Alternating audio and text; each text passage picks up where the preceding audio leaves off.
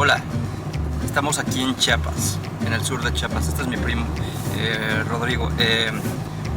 Rodrigo Pardo, igual que yo. Es hijo de mi tío, del hermano de mi papá.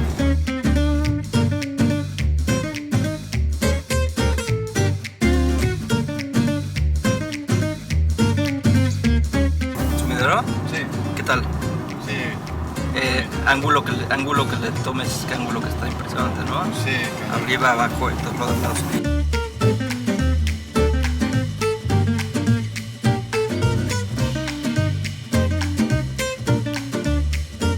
Chicoacén, que es la parte que está la presa que está tapadísimo, y usamos agarramos una lanchita chiquita como de media hora, ida y vuelta, y nos llevaron por unas islas increíbles.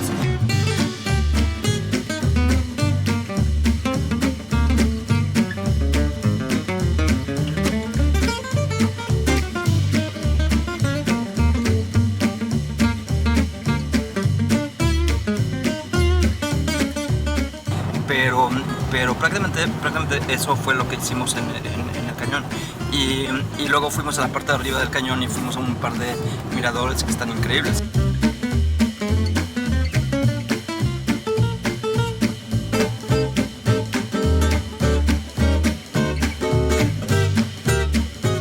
Yo no conocía la parte de arriba del cañón, conocía nada más la parte larga del cañón, y está padre.